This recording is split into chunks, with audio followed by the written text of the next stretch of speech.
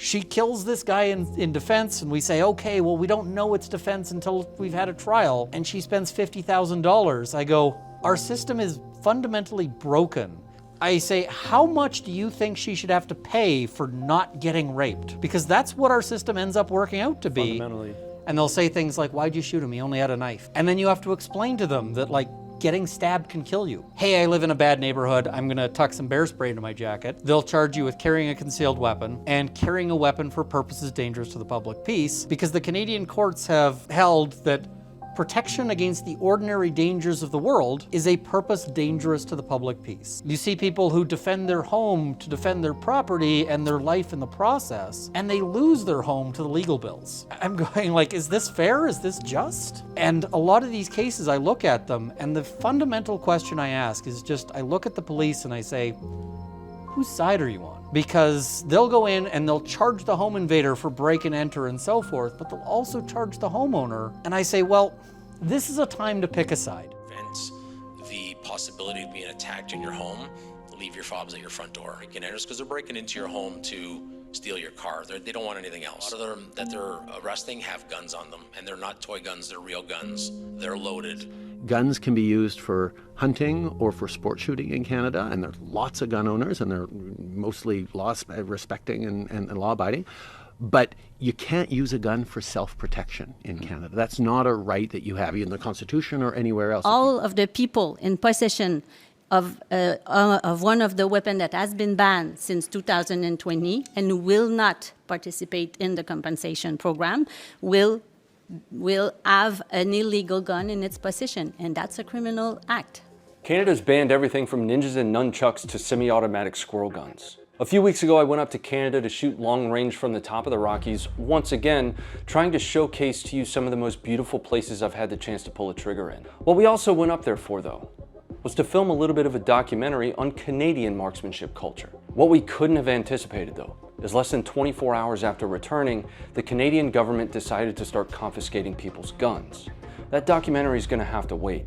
Essentially, we're going to end up spending way too much time in post-production, and a lot of these conversations are with prominent voices in the gun rights space in Canada that I think you need to hear about as an American myself. This content isn't typical for what we intended to do with American Marksman. American Marksman is supposed to be in the wild. Whether we're on a hunt, up at the top of the Rockies, or out at an extreme long range competition, we want to show you the skills, people, organizations, and tools necessary to improve yourself as a marksman, as we try to improve ourselves as marksmen, as I do. But the importance of what we're going to show you next can't be understated.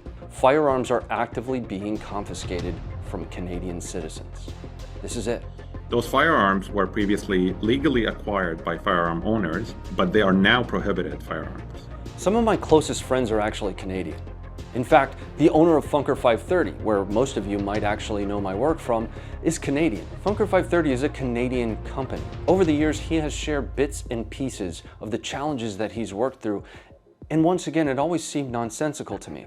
But I see those underlying challenges that we're starting to deal with here in the United States. And the interview that follows this is going to be a prominent Canadian gun rights voice, a Canadian lawyer, and a Canadian YouTuber, well known for his channel, Runkle of the Bailey.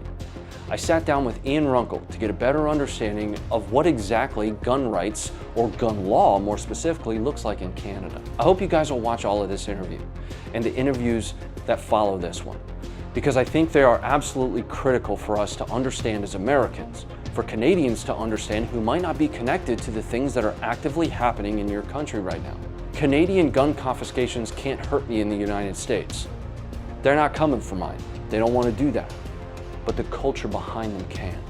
Because that culture is an idea, and ideas can be planted without any physical contact whatsoever. Canada's not far from us, folks. I'd like to welcome to American Marksman our very first interview, Mr. Ian Runkle, otherwise known as Runkle of the Bailey.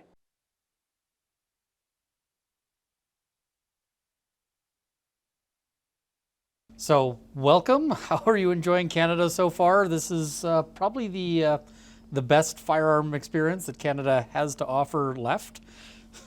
Well, first of all, this isn't not my first time in Canada, but each time I've come, it's been progressively more and more awesome. The first time I got to go shoot at the top of the Rockies. Then I actually drove a tank in Canada, and now I get to go back to the Rockies to watch somebody shoot from a helicopter. So I think I continue to be surprised by Canadian gun culture, and that's really one of the things that I'm happy you were able to sit down and talk with us about, because I think there are a lot of misconceptions, and we're hoping that a lot of this video can help people better understand what Canadian gun culture actually is.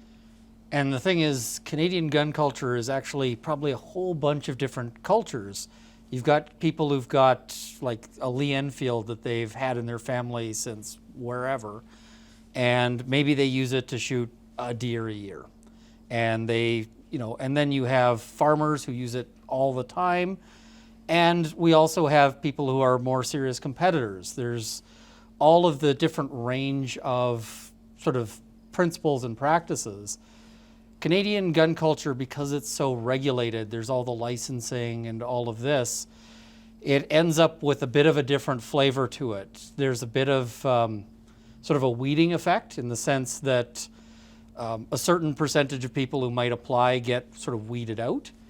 So we tend to have a fairly responsible and a fairly sort of diligent gun culture, but a lot of people are also very committed to it, and very, like, you talk to people who might be at risk of losing a firearm to to a ban or to a prohibition or something. And it might be that this isn't just their gun, it's their father's gun and their grandfather's gun, and something that sort of runs through a family in a big way. And it can be very meaningful to people in that sense. You've also got the indigenous sort of subcultures, where hunting is, for instance, very important. And it might be, for instance, people who go out and, take a moose and help feed the elders, that's considered sort of an important thing in this society. So you've got all of these different groups with slightly different aims and goals, but really they all have the same sort of thing in common, and the same kind of perspective in terms of dealing with the sort of current Canadian situation, I guess is how I put it. The Canadian situation. Well, with the bans, what we're seeing is a lot of people who didn't really see themselves as part of like a gun control fight, because typically the sort of edge of that was like competitive shooters, because they're the people who are using the things that would be sort of targeted by bans. And so at the first round of bans, we saw kind of a split. There was a lot of people going, this affects me and I'm upset. And that was primarily competitive shooters, as well as like the AR-15 is popular with Canadian military and police owners, because they might have, you've got somebody who wants to be on the tactical team, and so they'd buy an AR-15 to train for that. Or they're on the tactical team and they buy an AR and practice with it at home because they just want to be better at their jobs. So we had that as sort of the initial group, and there were plenty of people who said, well, this doesn't affect me, so I'm not all that upset by it. And then another round of bans happened, and then another round. And what we're starting to see is that a lot of people who thought that they were sort of outside of this, that this wasn't something that was going to ever affect them or bother them. Almost a complacency? Yeah, they're like, well, I don't own these, so it's somebody else's problem. And maybe they don't like the AR-15. There's somebody who's like a hunter, and they're like, well, you don't need anything that isn't like a bolt action, because that's kind of their perspective. And now they're going, wait a minute, the GSG-16 I bought for my kid is banned. And I mean, I literally talked to a guy who was very upset that the GSG-16, a .22 caliber rifle that he bought for his kid, was banned, and he had to explain to his kid, who was young, why they couldn't shoot their favorite gun anymore. And he was saying to me, I didn't really used to think that these bans were such a big deal. And he's like, now I'm invested, and saying, I want to get my kid or GSG-16 back. So we're sort of seeing that shift. And there's talk that they might ban the SKS. The SKS is incredibly popular in Canada. because the US sort of said we're going to restrict imports of them. In Canada, we never did that. So for a long time, you could buy an SKS and a crate of ammunition for $250. And it was basically they were selling you the ammo and giving you a rifle for free. So plenty of people bought these. They used them for, just sort of casual shooting or going out hunting. 7.62 by 39 may not be the best deer round, but it works. And so you'll have people, particularly people who don't have a whole lot of means, who might have been hunting with the SKS for years. They keep tiptoeing around banning it. They want to, but they're worried about the blowback. And so that's another perspective issue. Why would they be worried about the blowback of the SKS, but not all of these other thousands of firearms that they've banned? Just simply the popularity of it? Two main things. One, the popularity. There's so many of them. Just about every Canadian gun owner has an SKS. Like, they're just super common.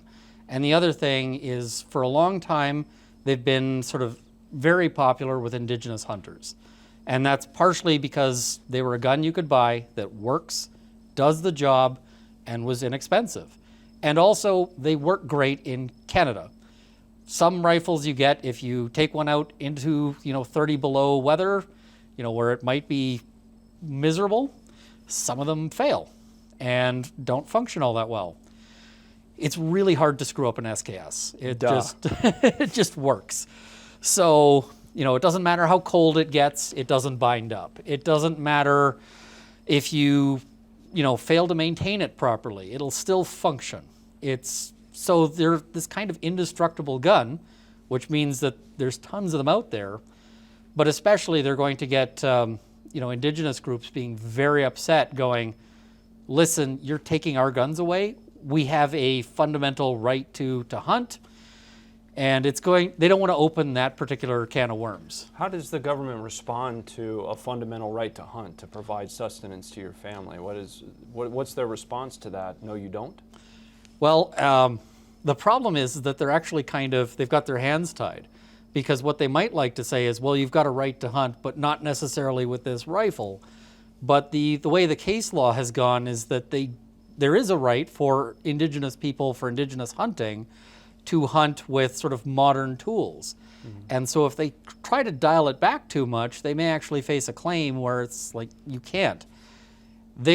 I don't know how that court case would work out, and they don't know how that court case would work out, but they don't want to venture into that. It's just going to be too politically problematic. They also don't want to be seen waging a court battle against Indigenous groups in this area. It's almost like they have an expectation that you go out and hunt with a Jaeger rifle of some kind, maybe, some flintlock. You get politicians who just don't know at all about hunting, and sometimes it's funny because they'll try to pretend that they do. We had one politician who said, "Oh, I hunted moose with my 22 gauge." So no, he hasn't. Yeah, it was like, no, just so much wrong with that statement. And that they're somebody should bring him up on charges for ethical hunting. If they're out there hunting with a 22, it would be unlawful. If they've got a 22 gauge, I'm real curious about that, and also unlawful. Mm. They're just trying to pretend that they know what's going on, and so then they'll say, well, we haven't affected any hunters' rifles. Mm. And they say that knowing that a bunch of these firearms were being used to hunt. But they say we haven't targeted any hunters' rifles, and the public who doesn't know firearms and doesn't understand firearms sort of accepts that. They say, okay, well, the government wouldn't lie to us about this. And the problem is that it's not actually true. There's plenty of people who hunted, and now most of the semi-auto rifles have been banned, but there were plenty of people hunting with semi-auto rifles, anything from modern semi-autos to Russian surplus. So I guess the fundamental question that I really have as an American trying to better understand culturally what Canada is going through is, why does the government have a right to dictate what you hunt with in the first place?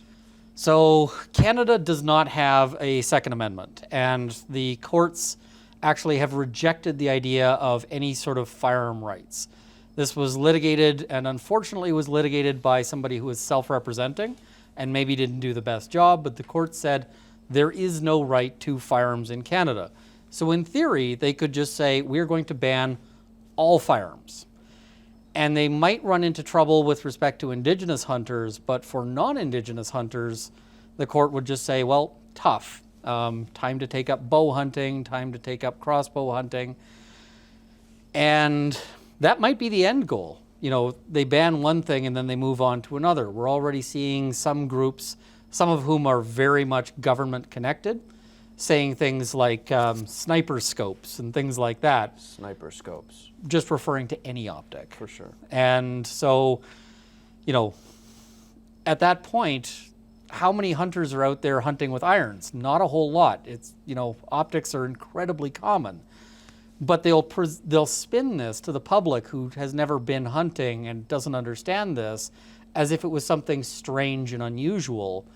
And instead of sort of the public pushing back on that, they'll say, well, okay, well, you can just hunt with irons, you know, that's fine, because the public doesn't really understand it. Well, they can go to work every day in a horse and buggy instead of a car.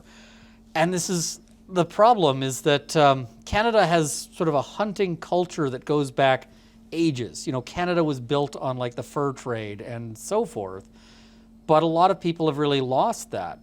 And it's funny because I've talked to people. I had one person who phoned me up and said, hey, you know, I've got this rifle. Is it affected? It's been passed, you know, I got it from my dad. And I had to say, yes, your heirloom rifle is in fact affected by the ban. And they were shocked because how could this possibly affect me? The government is saying that this is only assault weapons. Well, the government has also admitted in court that that term is meaningless. It has no definition. What they said in court is that the definition of that term is any firearms that are covered by their ban. So whatever we decide to ban, it is an assault weapon. It is defined by whatever we say it's defined as. Yeah, so it's not that they've identified assault weapons as a thing in the world. With features, with, you know, maybe certain calibers. Yeah. It's an assault weapon is what we say is an assault weapon. Exactly.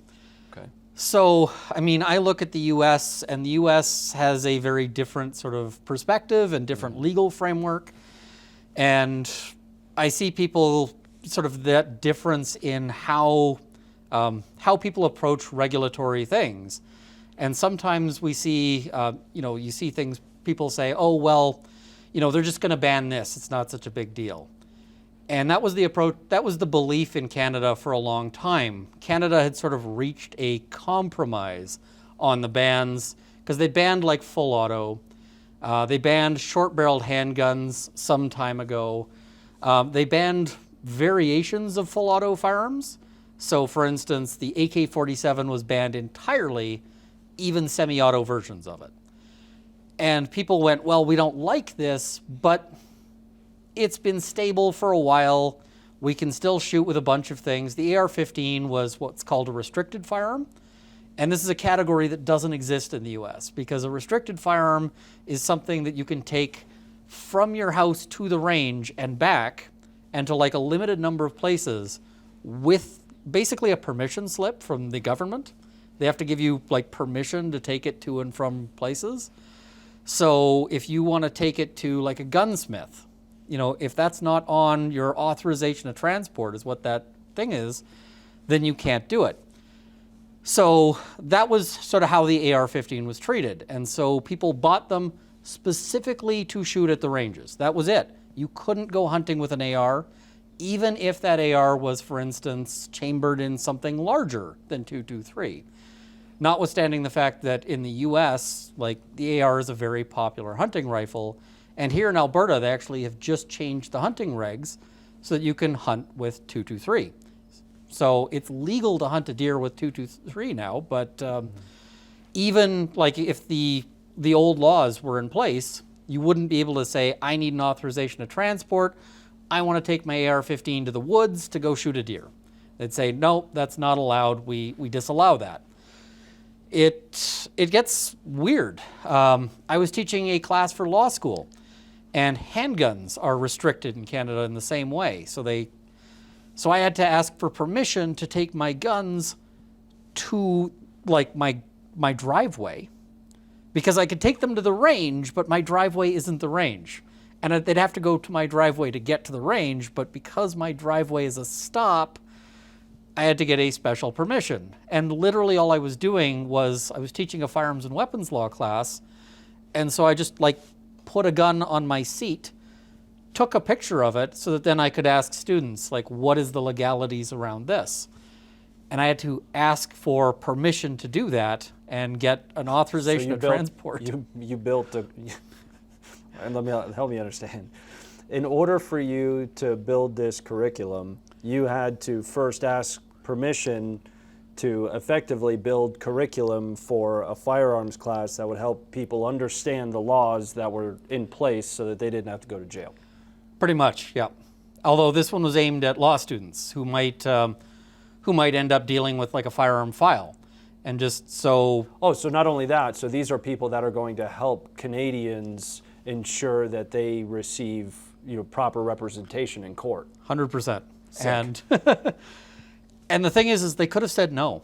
And at that point, my options would have been to either just not do it, and then I wouldn't have been able to provide like the same level of education, or I could have turned around and fought them in court.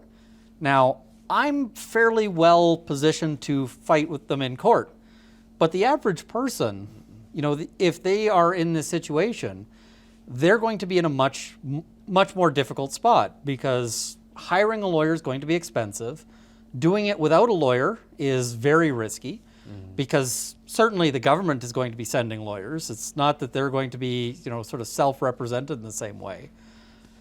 And in theory, you could go and buy a handgun and say, okay, I bought this handgun. I would like to take this to the range to go target shooting. And they could say, no, you're not allowed. Let me give you a hypothetical, excuse me. Let me give you a hypothetical. Imagine for a moment your home is broken into and it is the most dire straits you could imagine. It is, you are in imminent threat of being killed. You use, as a Canadian, your AR to defend yourself. I would say grabbing the AR is probably the riskiest choice. And because Canada actually has fairly broad self-defense laws. The standard is reasonable in the circumstances, and reasonable in the circumstances includes all sorts of things. Age, size, all of the role of the person, and certainly the homeowner is in a better position for role of the person than the intruder is. The problem is that you get dragged into court, and often people are acquitted in self-defense situations, but it might end up costing them tens of thousands of dollars to get there, and they may end up doing jail time. There was a case, Chelsea, and I'm probably going to mispronounce the name, Arcarakas. She was being murdered by her ex-boyfriend. He had invited her over saying, hey, let's get back together. She went over. He said he was going to kill her, and started beating her head against the concrete floor. She managed to get a hold of a knife, and I believe it was his knife that she got a hold of, and stabbed him once in the leg. She then flees to the neighbor's house. She's covered in blood, and most of it is her blood.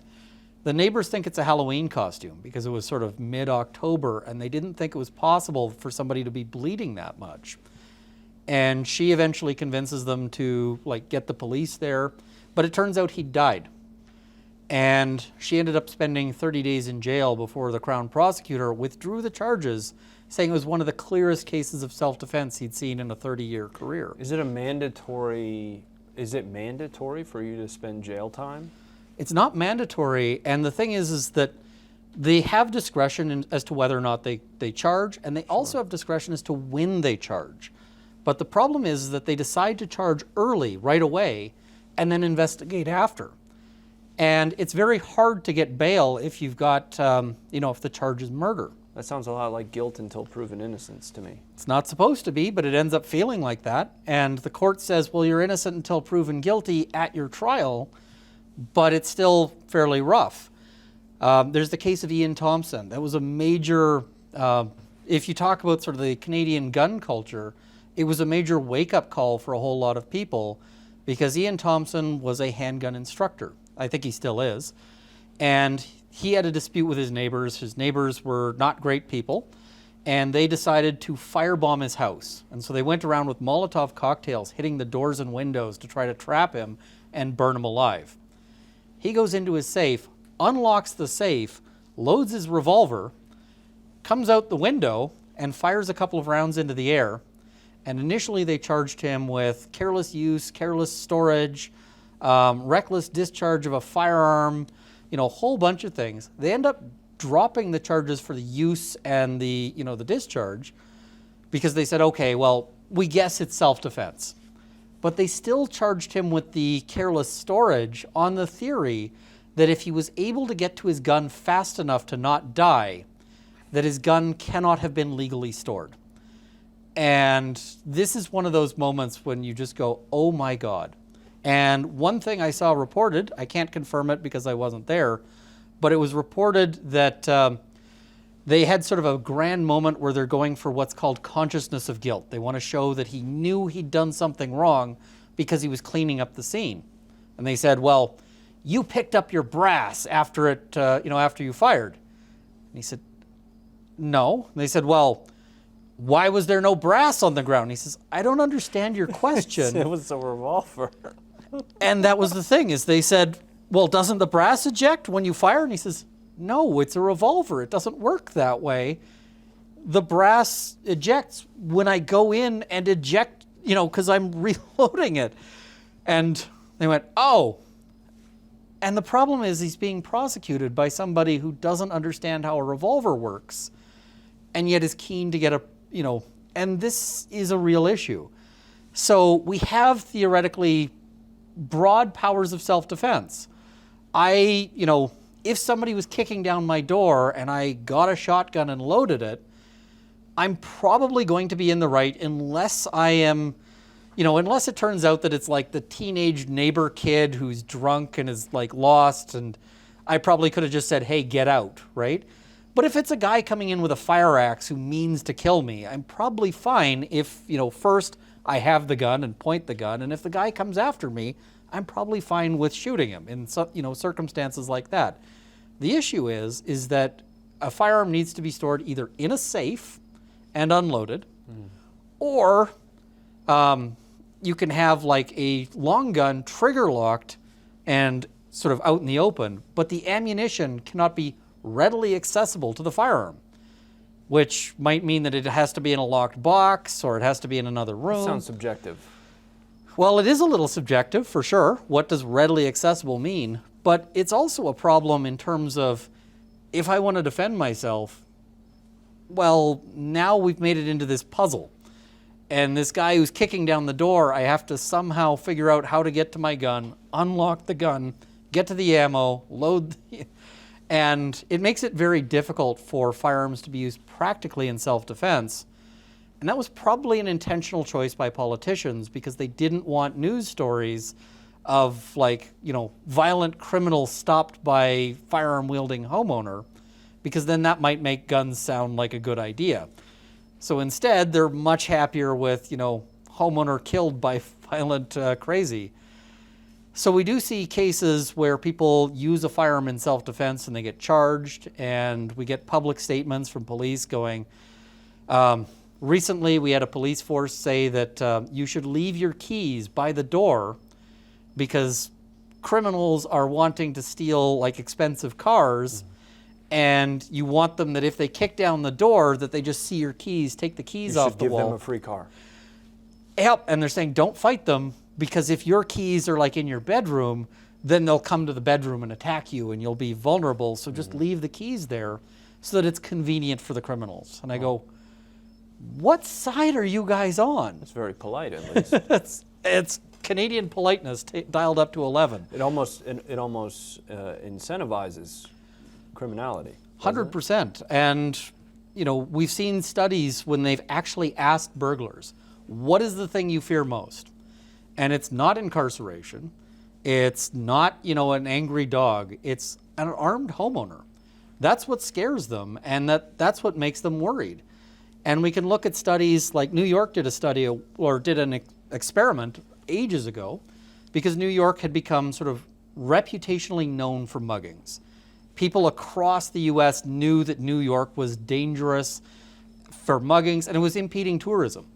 So what did they do? They got a whole bunch of plainclothes police officers. They put them out there, and they basically said, go pretend to be a tourist, and if you get mugged, fight back, like arrest the person.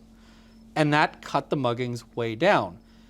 But we have the York police chief said, if there's a home invasion, don't fight back, comply. Which sounds, well, I was going to say sounds great. It doesn't.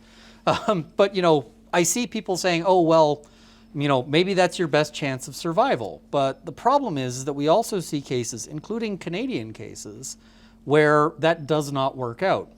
I recently did a video on the case of the King and Binns. So Binns was the accused. They broke into this house, and they did so because they thought this guy had tons of money.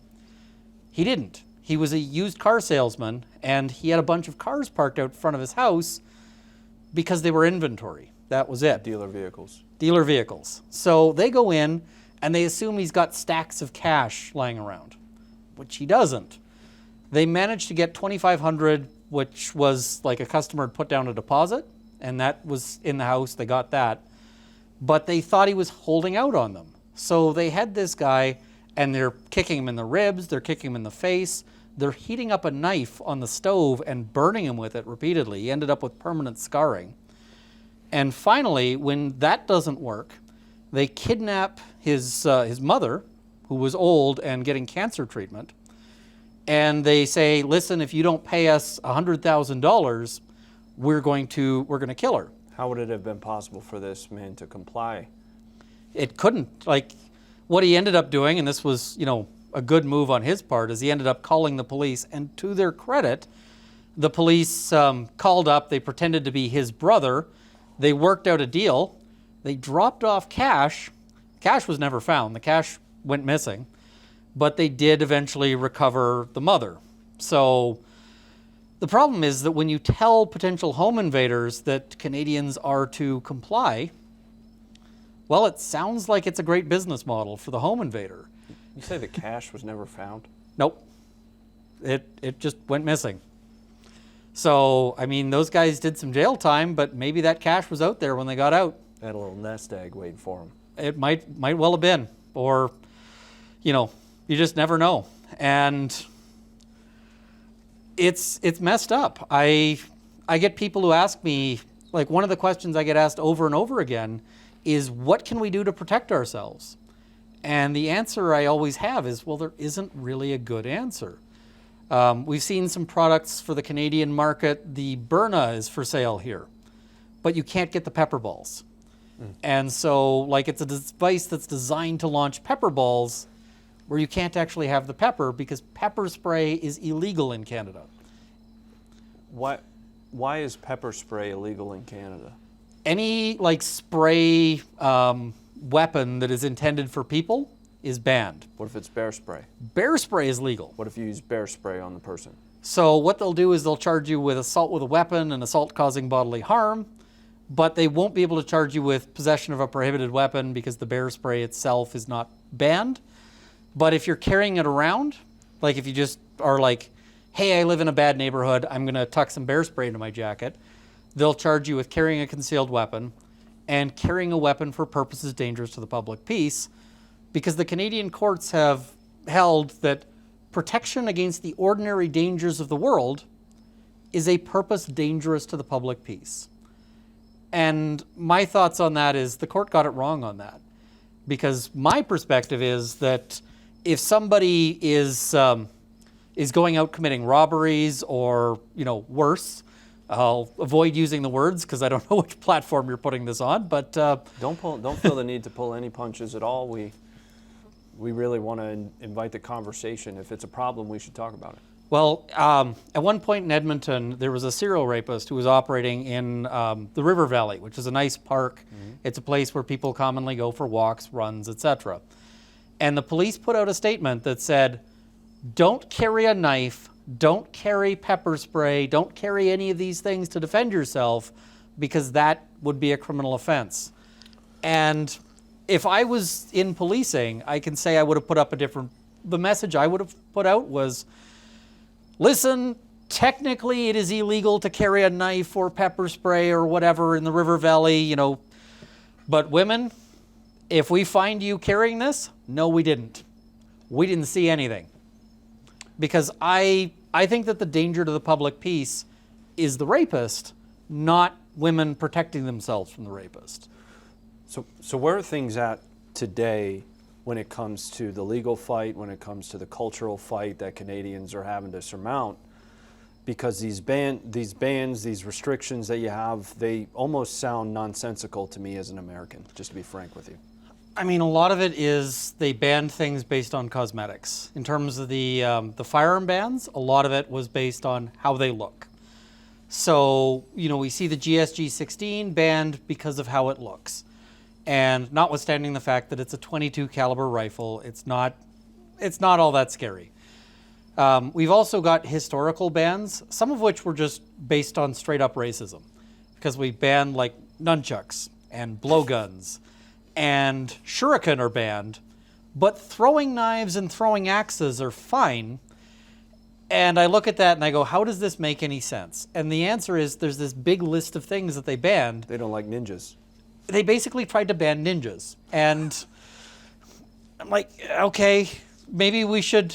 And the problem is a lot of our bans basically come out from Hollywood, because they tried to ban ninjas in the 80s when the, you know, actually I'm not sure if it was the 80s, but there was like the big ninja thing, so they banned ninjas. And now we see politicians talking about, well, we don't want it to be the Wild West. You know, Canada's not the Wild West. I'm going, Sounds like they're concerned about the Wild East. well, the problem is the Wild West wasn't even the Wild West. You know, it's a Hollywood fiction. In fact, things were pretty safe during the Wild West era, and people had handguns. People had all of this stuff. But they're just, and even like the U.S. as a place exists in the Canadian culture as a boogeyman. And so what you'll see is people will say, oh, well, we don't want to be we don't want to adopt like American-style self-defense laws, because look at that case of the guy in Houston who shot the kid who was playing Nicky Nine Doors and ran off. It's like, Texas law doesn't allow that, and he was charged with murder. So your concern is a crime happened in Houston that was not facilitated by the self-defense laws. But we get cases, here we had the case of Gerald Stanley. And right now they're saying, oh, this is a reason not to have self-defense laws. The Gerald Stanley case is not a self-defense case because the defense wasn't arguing self-defense. That wasn't the issue. I'm not sure if you're familiar with this one.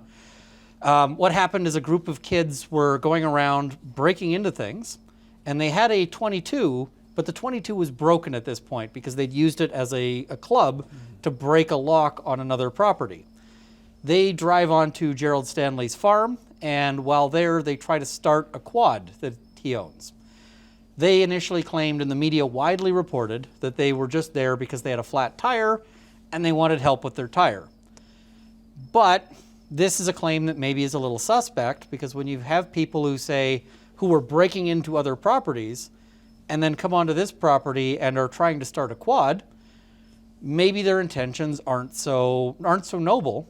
And they did so while armed with a rifle, .22 rifle, and at this point it's broken. But self-defense wasn't the argument, because Mr. Stanley came out and he had a Tokarev, old gun.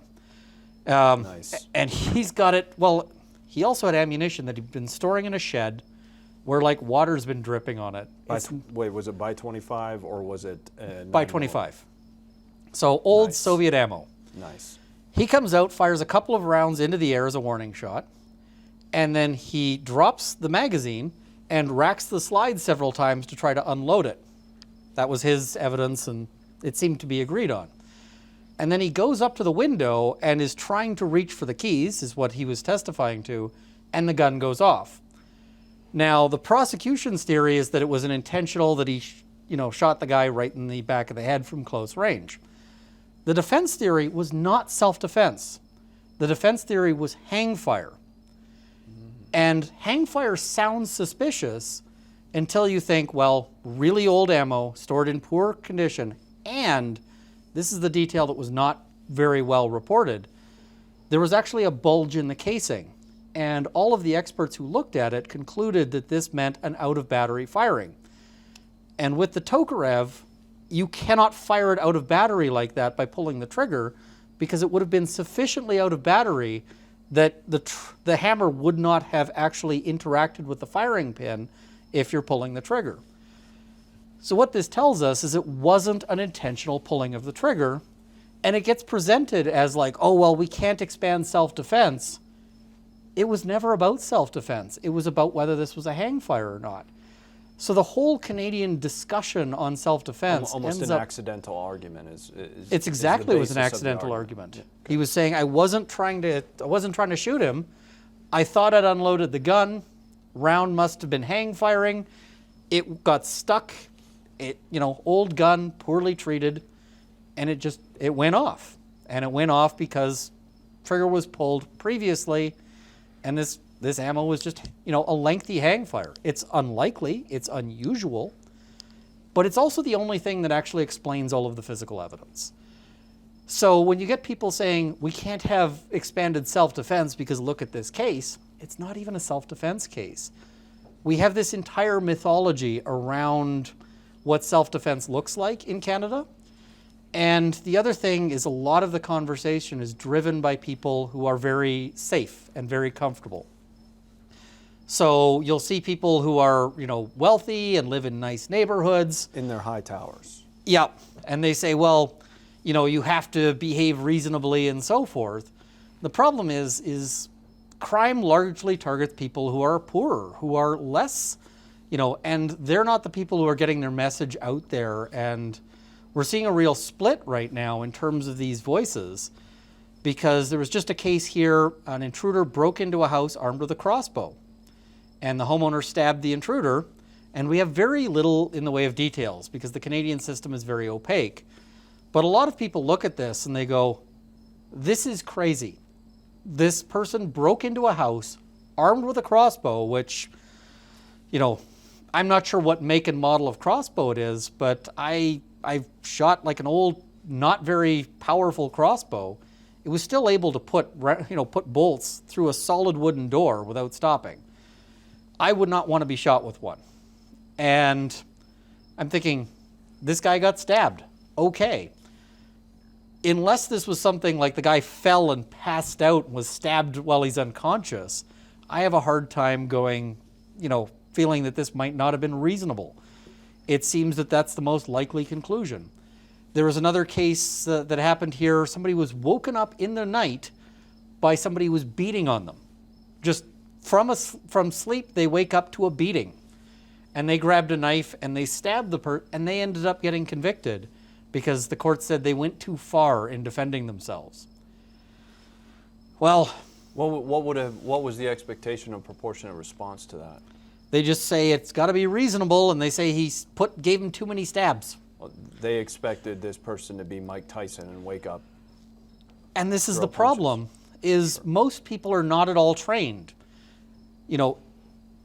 I would not expect, for instance, my wife, if somebody broke in, and in fact, there was somebody who almost broke in. Well, he missed my wife. He missed getting in, but if he'd gotten in, he would have been in the house when my wife came home. And so my wife would have been in between this guy and the exit. So, I think of something like that, and the thing I think of is I want her to do everything she can to come home, to be there for me later, right? I want her to live, right? I don't want her to be injured. And she doesn't have any training. She doesn't have any combat training.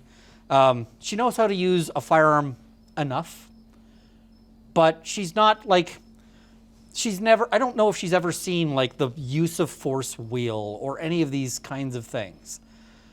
She is now expected to measure out, and we say that you don't have to measure force to a niceties in the Canadian law, but she still has to get within this realm of what somebody later, sitting in their chair, decides was reasonable. And she never started this. She, like the homeowner, the victim of one of these home invasions, never chose the confrontation. They didn't have an out.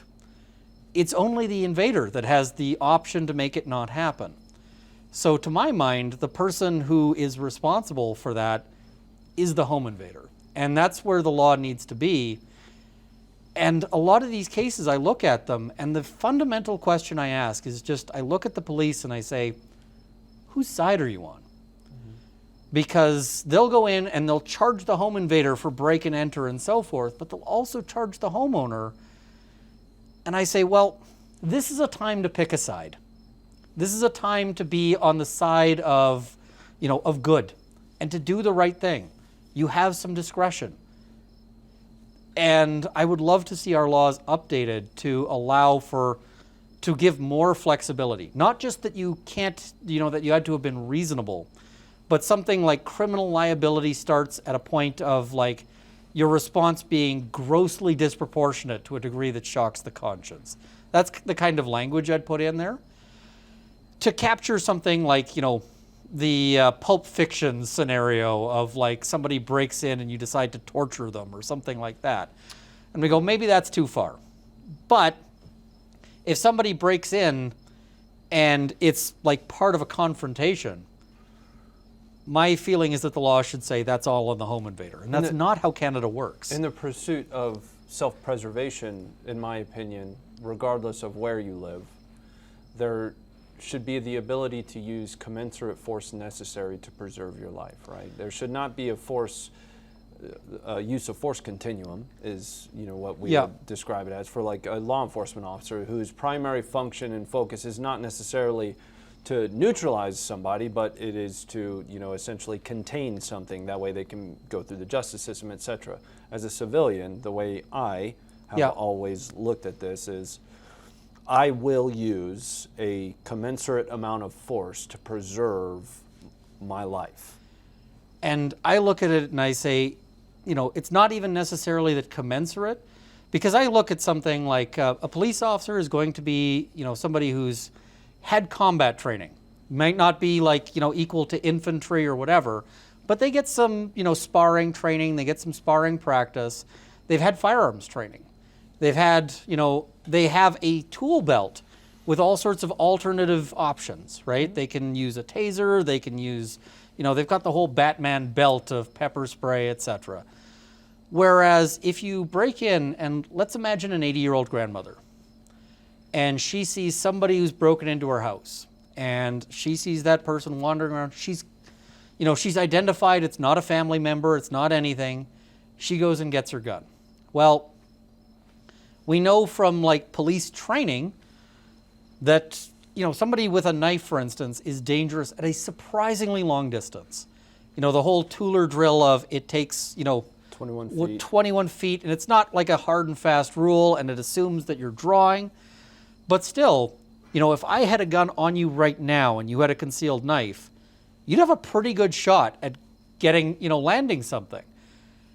And that's even though I do 3-gun and, all of these things, I might have a better reaction time than grandma. It might actually be reasonable, to my thinking, for grandma to take the first shot and realize that she might not get a second shot. Grandma shouldn't have to have a fair fight. And this is the problem that we run into, is that if she goes and says, well, I'm going to shoot this guy because he's in my house, he's in extreme danger, and if he turns around, he might be able to rush me before I can do anything, we're going to say, well, grandma needs to be in jail. The expectation of a fair fight is specifically kind of what I have an issue with, though, right? Yeah. Whether it be America or Canada. Oh, 100%. When I say commensurate is subjective to what I feel necessary. So if you are within arm's reach of me and you have a knife, frankly, I'm going to shoot you first. 100%. That is what I deem to be commensurate for that threat to me. And I think I agree with you 100%, but our system goes back and looks at it with people who don't know, who don't understand. And they'll say things like, why'd you shoot him? He only had a knife. And then you have to explain to them that like getting stabbed can kill you. And these are people who don't necessarily understand all of these details, and they don't necessarily understand the fear of somebody with a knife at close range. They don't necessarily understand the lethality of a knife at close range. And so we get all of these arguments. We had a defense lawyer who went on TV to say if somebody was in your house with a bat, you might be allowed to shoot them in the leg, but not the chest. I'm saying, well, this is crazy to me. Leg shots are, first of all, like trick shots are for the movies. And if it's worth shooting in the leg, it's worth shooting them in the torso. But our law is defined by people with that kind of thinking. And to my mind, we need to recognize, so when I say that the law needs to change to say not only reasonable, but even like you can be dramatically wrong, it's not because I think that the person in the moment is going to get it wrong.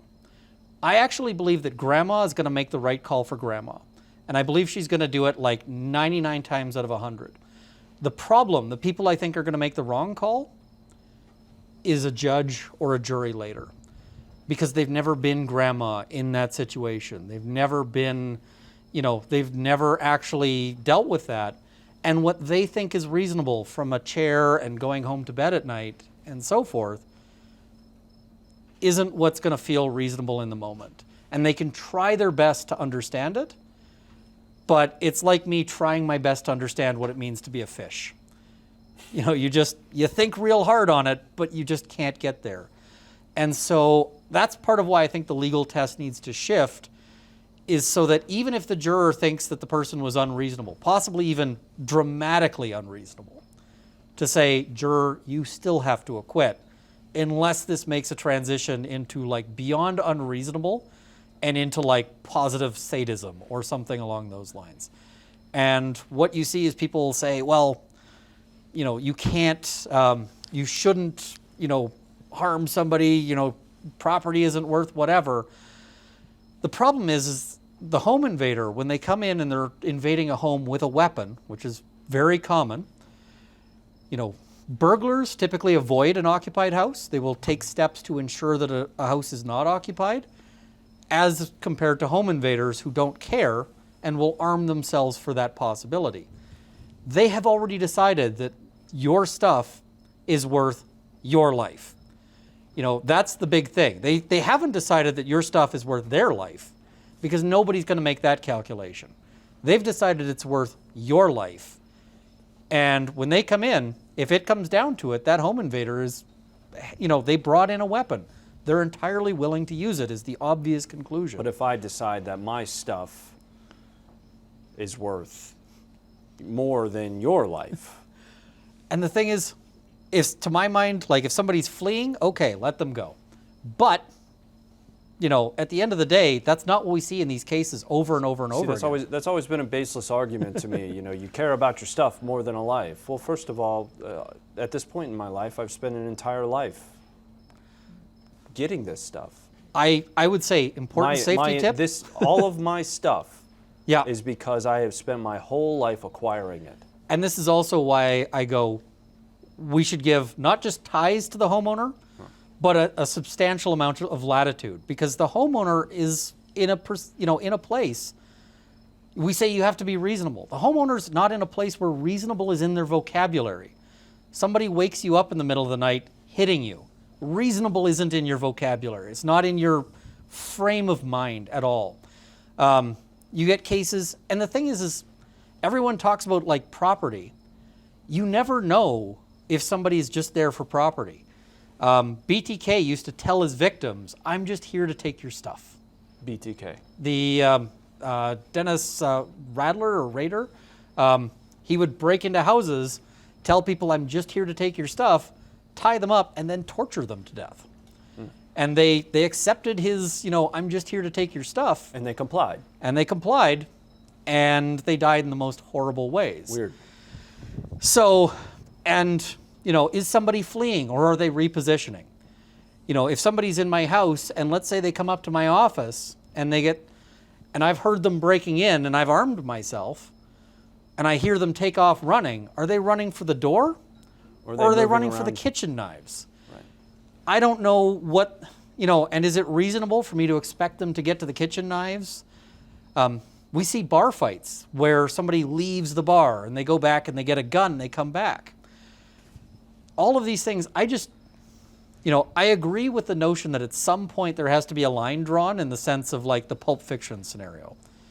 But I hate that we keep seeing scenarios in Canada where are well within what I would consider to be like just legitimate self-defense.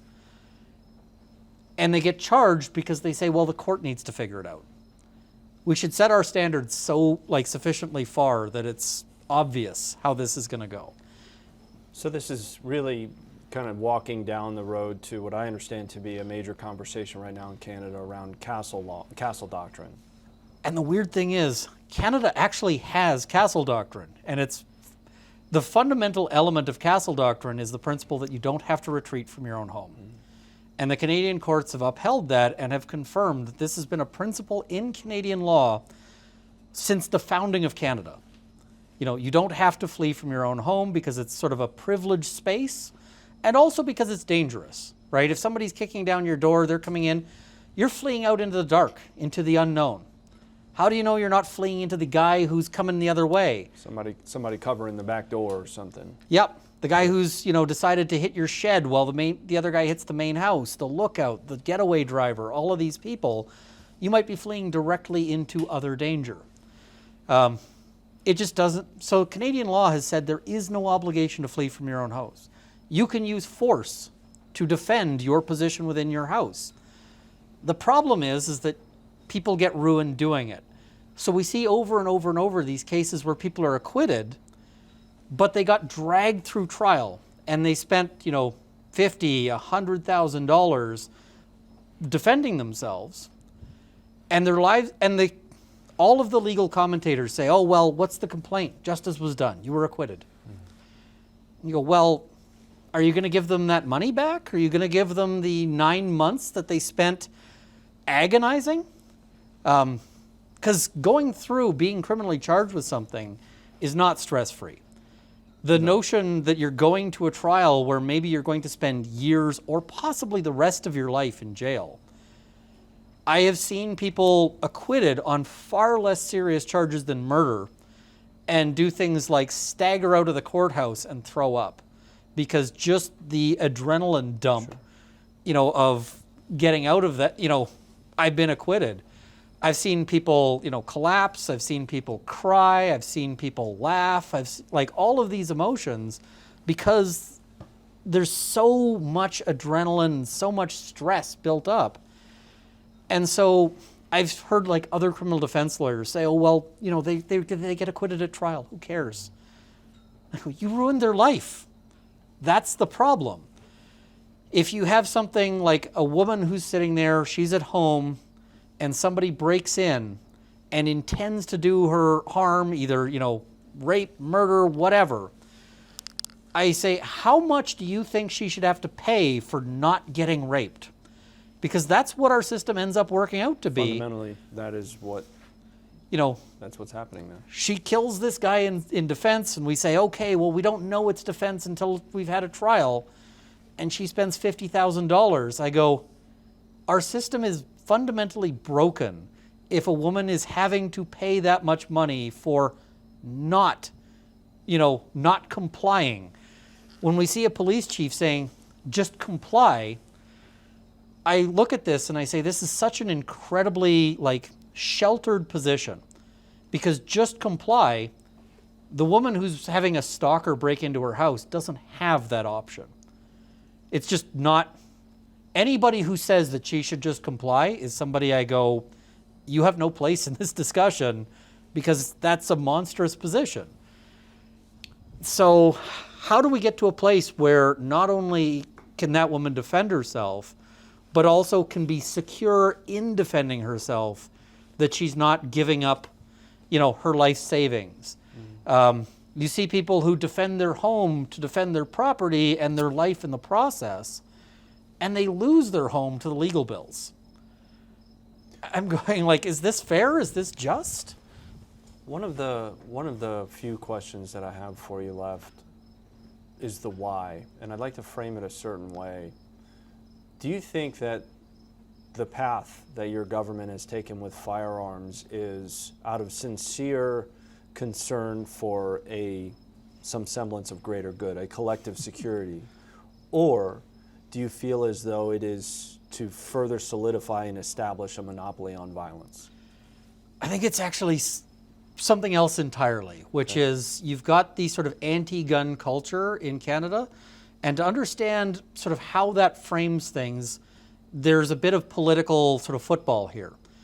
Toronto and Quebec essentially have an outsized influence on the Canadian election, who becomes prime minister. And firearms are unpopular in both Quebec and Toronto. So it's a position that appeals to a sort of core group. But the other thing is one particular party has sort of identified that gun owners are not on board with them. That the gun culture in Canada is also anti-Liberal Party.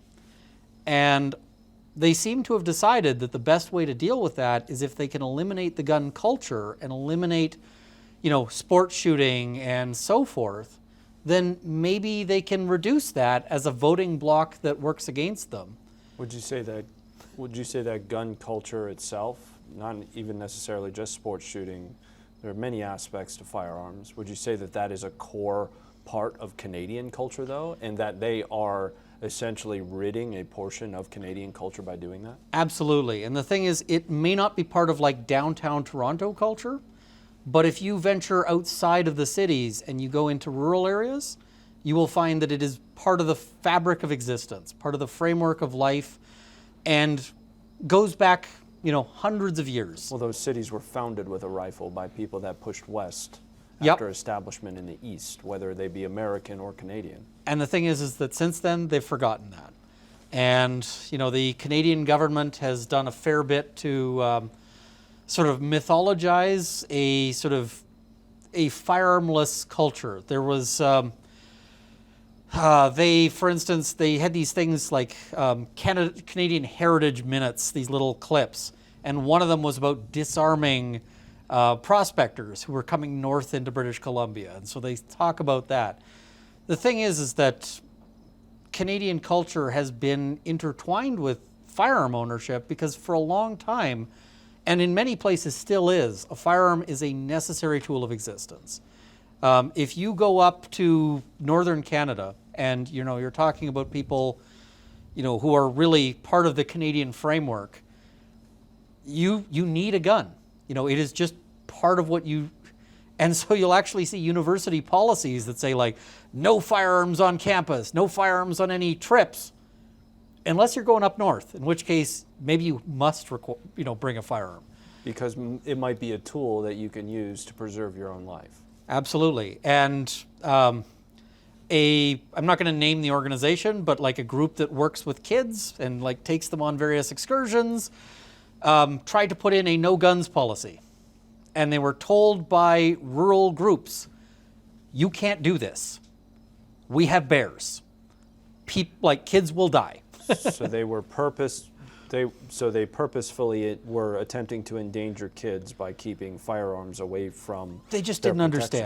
understand. They thought, because like the people in Toronto don't understand what the experience is for rural people, and fundamentally, a lot of the problem is you have urban people who not only don't understand, but they don't care to understand. They consider this understanding to be somehow a moral fault and a moral failure to relate to people who have a different experience. And it becomes a real issue. But I still beg to wonder what the expectation was with a grizzly. Was there, if they were to come in contact, you say that they don't understand. It's not difficult for me to process that I can't fight a grizzly bear. They'll say, use bear spray. Bear spray is more effective. And okay, what happens when the bear spray doesn't work? What's the backup plan? And to me, the backup plan should be, there's a person with a shotgun loaded with slugs, not, well, they can't eat all the kids. And when I'm out in the woods, sure, I've got bear spray. I don't necessarily want to shoot a bear that isn't bothering me. But I also will bring a shotgun because the backup plan needs to not be get eaten. So if this, jeez. So if this is demoralizing to me as an American, I don't even live here. Right? Yeah. If this is demoralizing to me, I can only imagine what this is like for Canadians, especially those Canadians whom, enjoy Canadian gun culture. We're experiencing it here at King of 2 Mile, right? Yeah. We've seen some amazing shots today out to 2,200 meters. Oh, I couldn't do it. Fantastic display of marksmanship here. Yeah. What is the potential light, if there is any, at the end of the tunnel? We're really beginning to see pushback. And part of that is some of these self-defense cases where people are going, this can't be how our law works. This can't be fair. And we're seeing rural Canadians sort of waking up because there are a lot of people who sort of thought that the gun bans would never come for them are saying, wait, now it's in my backyard. I've got to deal with this. We're seeing, people who, I've told people, they said, oh, well, they'll never come for my hunting rifle. I said, sure. Sure they will. Once they've gotten rid of everything else, they're going to put your hunting rifle on the agenda next. And so we're starting to see people who never used to be, maybe even the people who used to be the person who'd post online like, I'm a gun owner and nobody needs an AR-15, going, I'm a gun owner and I don't like the AR-15, but I'm sure glad it exists because so long as the AR-15 is out there to be the point of contention, they're not coming after my sniper scope and, my 22. 22 gauge. So I really think that the sort of focal point that we'll see is going to be around self-defense issues. Mm-hmm.